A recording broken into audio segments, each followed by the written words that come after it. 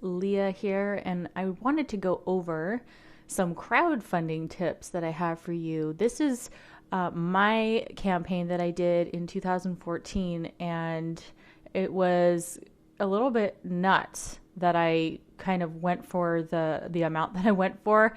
I guess I'm a little bit of a risk taker, but I also felt confident that my fans would come through for me. And that's because I had put in all the work over a couple of years of really building a solid foundation, just like I've taught you how to do. And I knew that I had super fans, and I knew that it only took a small amount of people to raise a large amount of money because I'd seen it in other campaigns. And I just wanted to go over what I did, exactly how I set it up, everything that I had going on in my campaign so that you can do something similar or just use it to compare when you go to do your own crowdfunding campaign. So the first thing is I had to choose an amount. And that's kind of a big deal, right? I mean, we've talked about planning your whole project. We've talked about putting together a budget. And now that's going to be really important when you go to do your crowdfunding campaign. You need to know exactly how much you're going to need to fund your project. And so that's going to take quite a bit of research. You want to be as calculated as you can be. It's not going to be accurate. And I'll just tell you from the get-go, it's always going to be more than you think it's going to be. But as long as you have a good idea and you can tell your fans approximately how much it's going to cost, then chances are that it's fairly accurate and that you'll have a better chance of raising that amount because you'll be confident in what you need. And you can even break it down to fans. Lots of people do that, and they'll give them a list and they'll give them their budget and show them exactly how much they're spending and where they're spending it. I just chose actually not to do that, mostly because I don't know, a lot of my musicians were hired musicians, and I don't know if they would want everybody to know how much their fees are. So that was one thing to consider. But also I thought it takes a little bit of the romanticism out of the whole album. Like, some fans do want to know exactly how much you're spending and where it's going. That's totally fine if you feel like you really need to do that and your fans want to know about that. I just decided not to, and I didn't really have, I think I had maybe one person ask where it was going. And then I gave them the list because I, of course, already had my budget. I had it all in an Evernote. I had a big, huge list, and it was actually a checklist for me. And so I gave it to that person who asked, but nobody else asked. So I just didn't include it. So one thing I recommend is that you go and look at a whole bunch of different campaigns and see what people are doing. This is what I did to really start my research on, okay, how much are people asking for? What do their campaigns look like? What are the strategies they use? And of course, you look at were they successful or not. So we don't really want to study a whole bunch of campaigns where they weren't successful. It's better to study people who actually accomplished their goals and got all the fan funding that they needed. So I'll just quickly show you. This is the platform I used. It's Indiegogo. There's lots of different platforms. I don't even know if I'll go with this one again. Not that I had any problems with it, but there's just so many good options out there. And there are several things you are going to want to keep in mind when you pick a platform. And one of them being, can you keep the funds that you get if you don't reach the total amount? So depending on the platform and the option that you pick. So with Indiegogo, they allow you to, if you don't reach your goal, so my goal was $25,000. If I didn't reach my goal, I had selected the option that it was all or nothing. I'm nuts. I already know I'm totally nuts, but it was all or nothing. And I guess the benefit of doing all or nothing is that it raises the stakes a little bit to encourage your fans to come through for you. If they really want your album, they're gonna realize, if I don't chip in, then I don't get the music that I'm dying to hear. So I guess it raises the stakes a little bit for everybody, but also you pay less fees on the back end if you reach the total amount. So they just take a smaller percentage. So I decided to really step out in faith and just ask my fans to come through for me. Okay, guys, it's all or nothing. Either we raise the amount and I do this album, or we don't raise it and there's no album and I'll have to do it again later down the road. So you can do it that way. You can also select an option on Indiegogo that, you have your amount set, but if you don't make it, you get to keep what did come in, only they take a larger percentage. And I don't know why they do that. I'm not sure why. But anyways, that's just how this platform works. And, some people get mad about the fees, but, it's just like, it's a service they're providing, right? So it can't be for free. I mean, things do cost money, and they have a lot of payment gateways going on. So there are fees on their end, on the platform's end. So we just have to kind of, compare the different platforms and see which one has the best rates, and go with the one that we think our fans will be cool with, and that they'll be able to find easily too. If there's some more obscure ones, and I think stick to the main ones. There's Indiegogo, there's Pledge Music, there is, I don't know, Kickstarter, there's a bunch of different ones. So check them all out. Now, I think it's obviously very recommended that you do a video. This was my campaign video, and I just had a cousin of mine do this for me. So he had a video camera, and he just came over to my house one day, and we put together this little video. And so you can see he's kind of got some live footage of me, and I'm here in my office, and this is me talking. And you'll notice on my video I also added some annotations. So if you click on this right here, it will take you straight to this page. And I'm all dressed up. I'm in my outfit, and I've really kind of like decked out the background a little bit and the lighting, so it looks pretty cool. So you definitely need to do a video like this, just to get the attention of people. And they said on Indiegogo that, statistically speaking, the campaigns that have a video, like a professional video done, I mean, it doesn't even have to be like super professional, but you put some effort into it. The campaigns that have a video outperform the other campaigns that don't have a video by far. So don't ignore that part. And, at this point, I was not very comfortable on camera yet, but you just do it. If you do it like 100 times, if you practice it, it's not that bad. And the big key I found was trying to remember what I was going to say, so that it wasn't, so I didn't, like, my mind didn't go blank. That happens to me all the time, where my mind will just go blank. So, but you just do it as many times as you can, and sure enough, you'll get a good take in there. And it doesn't have to be long. Look how long my video is, 2 minutes and 17 seconds. You could even do 1 minute. It doesn't have to be long. I've seen some campaigns where they're like 10 minutes long. That's fine. Do whatever you feel is going to properly represent you and will make your campaign look really good. And so, yeah, you have to put in your title here. And then in this platform, it allows you to add team members. So if you have a band, you would add all your team members and maybe anybody who's committed to helping you do this. So you can add all your updates here. So first of all, before I added that stuff, basically I added my cover art here, and I just gave a description. And I encourage you to come and like just read what I wrote. If you've heard any of my music, it's my passion. My own Celtic roots are a very influential part of my songwriting, and I'm always working on something new. I'm ready for the next project. And being a do-it-yourself artist is both challenging and rewarding these days, especially when it comes to the financial end. I love the freedom and being able to call my own shots. And I love that so many dedicated music lovers want to bypass labels and the big corporations support me directly. I can't tell you how much I appreciate that. Having said all that, one thing you really need in order to do anything, like produce a great sounding album, is funding. So while I continue to keep my family my number one priority, I'm hoping you'll join me in this journey to the next musical project, and that is a full-length album. Last time I was still getting my name out there, so I only raised enough funds to do a little bit. I worked with what I had, and I made a 5-song EP, which was mixed by Space Lab Studios. And see, I'm showing the more prominent, well-known bands that they worked with.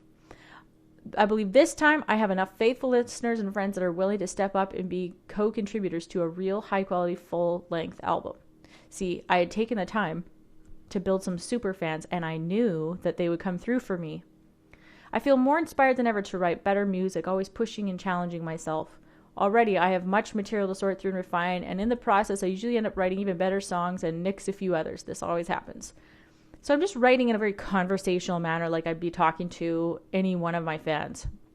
I've begun to flesh out a theme for the album context, the visualization, which will affect the photography and art, and more. I'm very excited about where this next album will take me and you. My main thing has been along the lines of symphonic rock and metal with Celtic and folk undertones or overtones. I'll be staying along these lines, but always pushing forward. There'll be some interesting players on this next one. I think it will take me into new territory. Cool, right? Thank you so much for reading, supporting, and sharing this campaign with your friends and networks. That is really the only way I'll be able to do this. I'm going out on a limb here and choosing the fixed funding option. It's all or nothing, baby. Either we raise all the funds I needed or I get zero. But if every fan on Facebook alone contributed $1, we would easily surpass the funding goal by a long shot. If you can only do one thing, please share this with your entire social networks. You need some ideas? Here's a bunch of things you could do. Thanks a million. I can't wait to get started. Not like groundbreaking or rocket science at all, right? I just told them my situation, told them what I've done, told them I'm counting on them, posted some pictures, tell them how they can help me if they can't help with via, financially. And that's it. Now, I had to come up with perks. I actually found this quite hard at first, actually. This coming up with perks is not the easiest thing to do. So you need to have a range. Now, what I did was I just made an Evernote and I just did a brainstorm. I did a huge brain dump of all the ideas I could possibly think of and then different combinations of the things after the fact. So I wrote down, okay, so like say they gave $1, then obviously they just get like a public thank you or something. If they gave $5, I'd send them an email. If they send $10, let's see, we could do digital downloads of the new album, and they get it before the release date, so like a week early or something, or a few days. A mega download, so I came up with this. This is a digital download of all the music I've ever released so far, including albums, singles, Christmas music, and personal home recordings. So 118 people claim that one. A CD and a download, so you get a signed physical copy of the album and a digital download before the release date. So they have to add shipping for that too, because otherwise it comes at a cost to me and then I won't have any money left for the project. So that one was popular. I did a CD and a t-shirt. I did a secret listening party. That was really cool, actually. That turned out to be quite fun. I sent a secret link. It was like a Google Hangout for my just a few people. And we had a listening party on Google Hangout, and it was really fun. They got to ask me all kinds of questions about it. I sent a secret song. I had all albums and a mega download. So basically they get all 3 of my albums signed and then also all my digital music, because not all of it has ever been printed physically. So just basically all my music plus all the physical merch. And then super duper merch was the signed copies of the 2 previous CDs, signed copy of the new album, a t-shirt, a thank you photo card, your name will be listed in the booklet, and a digital download of all the music I've ever released. So that one was also pretty popular. So don't be afraid to have some of these upper end perks, because people, if they see like, I'm helping the artist and I get all this stuff, that's really cool. Now, just keep in mind with perks, this is a fundraising platform. But what ends up kind of happening is it ends up being more like, it ends up feeling a little bit like a shop. Like, you give me this amount of money and you get all this stuff. So it's almost like just a regular transaction. You need to keep in mind when you're like how much this merch is going to cost you to print and to ship and like get it designed and print and ship it. So like I had to get I work with a distributor with a label in Sweden, and he had to ship me my brand new CDs and some of my old ones. And then I had to physically sign them and then send them all the way back, ship them all the way back to Germany where our warehouse is. And I had to pay for all that shipping just to send the CDs back so that they could bundle all the merchandise together and send it to my fans. So that costs a lot of money in the shipping alone just for that stuff. So keep it in mind that make sure your price points are high enough that it's not only going to fund your project, but also pay for the merchandise to be, because otherwise that's going to come out of your own pocket. And what you don't want to happen is spend the money on your project and then run out of money that you can't even print or ship the merchandise. That is a nightmare scenario. And, I really underestimated how much this stuff would cost. So really take that into consideration. So here's one idea. I did a Google Hangout, and then I had handwritten lyrics. This was pretty fun. So I hand wrote on some really nice stationery, any song of their choice. They got a signed copy of the CDs, the t-shirts. Their name is in the booklet and a digital download of all my music. Personalized cover song. I was shocked that this sold out. Or sorry, the original song sold out, but the personalized, I was shocked that people really wanted a cover song for $300. So that was pretty cool. And then I did an original song, and I had that's $5, $10, $15, $20, $2,500 just from selling some original songs to people, like of a topic of their choice. So that was pretty awesome. And then I did this ultimate fanny pack. So they got private access to any and all footage and pictures during the recording process. Their name is featured in the CD booklet, lifetime VIP to any shows in your area if I ever do them. Super duper merch, so all this stuff. And of course, sometimes you're like, who is going to help? Who's going to do that? Two people paid. That's another $2,000. Like, these people are your super fans. These are the people who put their money where their mouth is, and they genuinely want to help you out. They totally, genuinely want to help you. So even though you might feel like, well, all this stuff isn't actually worth that amount. Well, you have to remember, this is fundraising, okay? So it's like they're donating money, and really the perks are more like a thank you. It's not so much of an exchange where it's like a shop where I'll pay you this amount and you give me that stuff. These are thank yous. These are like acknowledgments. These are perks for donating their money. So you need to think of it in that terms and not feel bad if you're just like, oh, I'm charging too much. You're not actually charging anything. You're asking people to help you. And in exchange, as a thank you, you're giving them these perks. Now, the bigger the donation, the bigger the thank you is how you need to look at it. So then you don't feel so bad like asking, or charging, or however you want to think about it, that amount. So it's not rocket science, but it does take quite a bit of planning. This process alone took me a while to just sort it all out, figure out what would the price point be, what is my cost involved for all this merchandise, and how do I put it together in an appealing way. And the other thing I did was I asked my fans. When I was planning this, I said, okay, I'm planning a campaign. Tell me the kind of perks that you would want.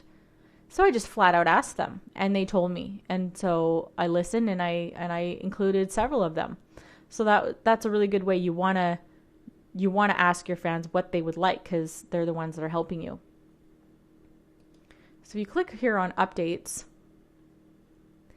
and let me go back to the beginning.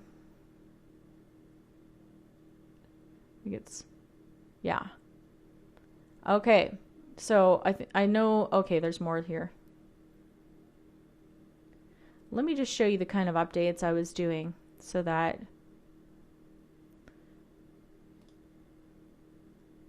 we get a good idea of what I did.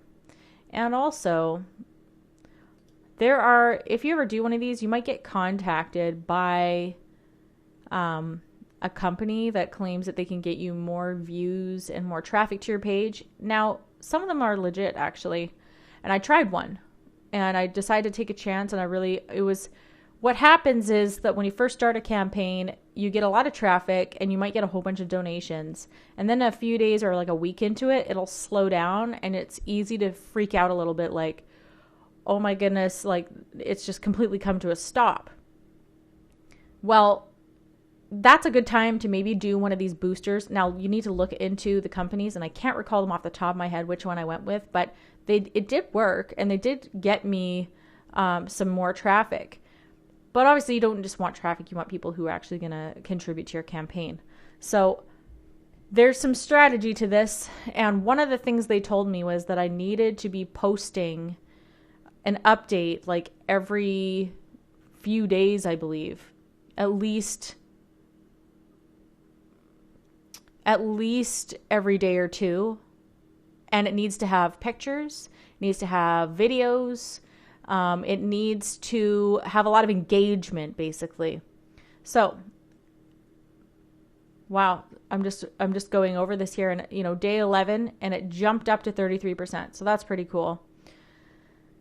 So you see, I have a picture, I have text, and I have the link. Now this also goes to my email. The people who have already helped, they're now getting notifications, not just on my platform, but it's going to their email as well, so they can forward it. And so this update, I had gotten onto the front page of Indiegogo. So, and I actually stayed there for a number of days. And one of the keys to doing that was posting frequently, posting a bunch of pictures, like not all at once. And I'll show you, they have a gallery section on here where you post photos. And so I just posted a couple photos every single day. So it added up to kind of like 25, 30 pictures. And that helps like engagement. And what you need is to get as much traffic and as many engagements and comments as possible on your page. That will get you to the front page. So I was also writing updates on my website. See, every time I'm posting this, there's a picture. That's strategic, because I knew that would get me to the front page, and it increases engagement. People just are visual, and you need to include a picture. And that's why it's important. Before this, you've done like maybe a photo shoot, so you've got some photos to post. If you're like, well, I don't have any, then you need to go as part of your campaign planning, you need to go get a photo shoot done and get new photos that you can post. And telling a little bit of a story. This is in my backyard. Posted a video update. And some information about the players that I hired to be on my album. So that was pretty cool to get them excited. They're well known in my genre. It's Delane, Dutch rock band, and Timo played on my album, and so did Sander, the guitarist and drummer. And Berend plays for a band called Blind Guardian. He plays bass, and he's a phenomenal musician. So I was really excited to have him on board, and that got people really excited. And I'm telling them about my art guy that I hired, who's also very well known for creating art in my genre for CD covers. And we did it with 3 days to spare. So we surpassed the goal and made it all the way to 101%. It actually went beyond that. So this was so awesome. Me being able to write this post to my fans was like an amazing feeling. I got to tell you, it was awesome. And then I did a quick "we did it, thank you" video to my fans where I'm all stoked and freaking out and happy. And then what I didn't tell people was that by this time, I was at the end of my campaign, I'd found out we were pregnant with our 5th baby. So that was a kind of a surprise right in the middle of my campaign, to find out that we're having another baby. So, and here he is right after he was born. So I released the CD, and then, I guess he was born just a couple of months before my CD was released. That's how it went. So yeah, that was pretty wild. It was great. And, and I'm still updating them even like long after the campaign was over. I sent them my official lyric video. So I was just even still updating after the fact. So you see I've got comments, and okay, so my gallery, I actually have 17 pictures here. But I added them, and so I only really started knowing about this to do this like in the latter half of my campaign, and I was specifically told you need to add a picture like or two every single day. So I just added all the photos I had and put them all in this gallery. And that got me more traffic. I don't know, it's something to do with like the algorithms on the website itself that is like, oh, there's things happening. I think a lot of people launch a campaign and then it just sits there and there's not activity happening. I think activity is really the key. So you need to be doing updates like every couple days. You need to be doing photos. You need to be interacting with comments. You need traffic. You need all of those ingredients to really get this going. And obviously likes and shares and all of that. And I think there's a number of things you could do to keep it going too, because there are going to be lulls in the campaign where it's up and then it's down and then there's just like nothing happening for a while. And I think video is always going to work for this. I think if you post a new video, you post it on YouTube and put annotations in the video to get people back to this page, and you can post videos directly in your campaign. That's going to get people looking at what's going on. And you're sending emails, you're doing newsletters. This is a time to annoy everybody. I felt like I was probably the most annoying person on the face of the planet in social media during my campaign, because I was like, oh, and my campaign was like 60 days long. So it wasn't even just like a short amount of time that, that's a lot of funds to raise. So I realized, okay, I need to give it a little more time. And I was constantly posting, especially towards the end. I felt like I was posting like 10 times a day, and I wasn't. And, when I asked one of my friends, I was like, you must be so sick of all the posts that I've been doing. And she's like, I've been on and off social media quite a bit recently, and I've only seen your post like twice in the last like 2 weeks. And that just really put things into perspective for me, because basically people are only seeing what's in their news feed the minute they're on.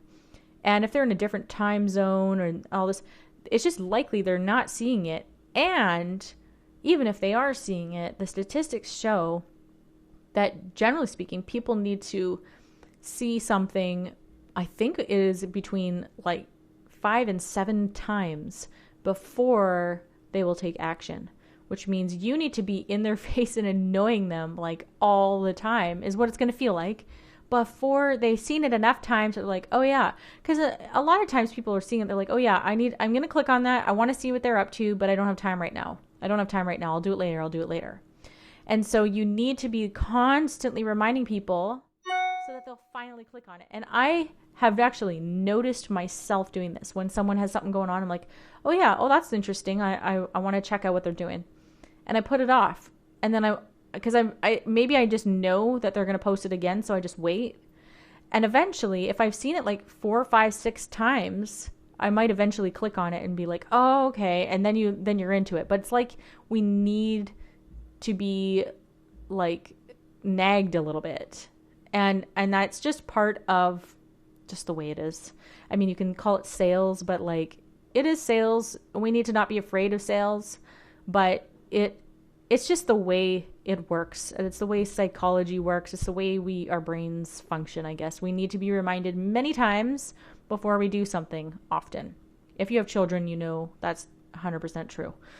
So this is the main part of it. Now, if you want, I can also go to start a new campaign and show you the back end of it, but I'm not sure if you're going to be choosing this platform or not. If you are really want me to show you how to set the whole thing up start to finish, let me know in the comments below this video, and I'll do another tutorial on how to actually set it up properly, like get everything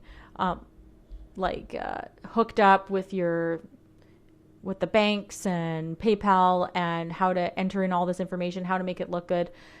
And really check out other campaigns too, because there's lots of campaigns where they actually have fancy graphics. And if you have your graphic designer, if you've already hired someone, you can get them to do that for you.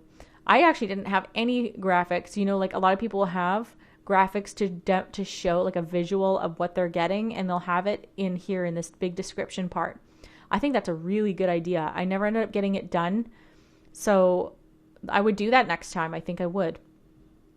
So that's kind of the basics of how this worked. But this, again, I mean, I raised a lot of money, but and for an indie artist who's never gone on tour, it's really an insane amount. If I think about it, that's wild. How did I even pull that off? I couldn't believe it.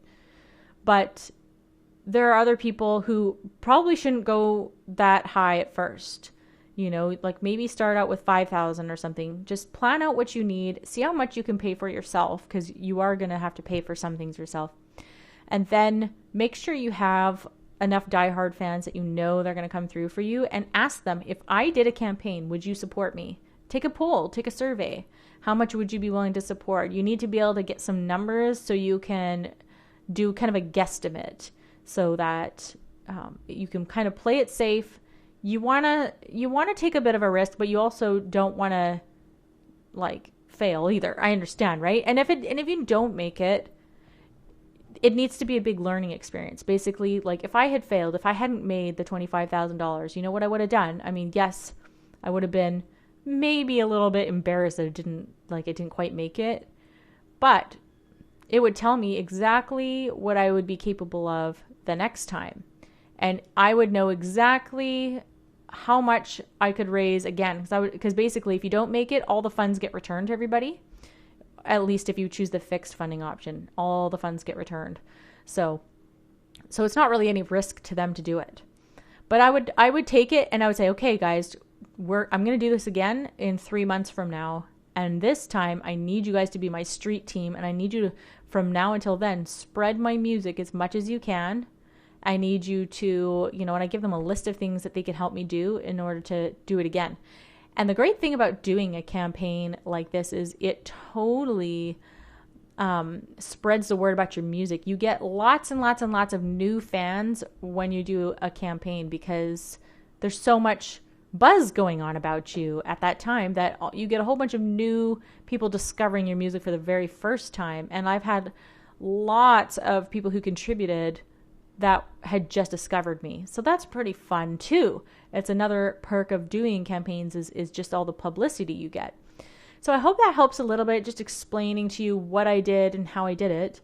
And it's not rocket science. Just remember, like, this is not too difficult, but once it's going, it's going to take quite a bit of your time.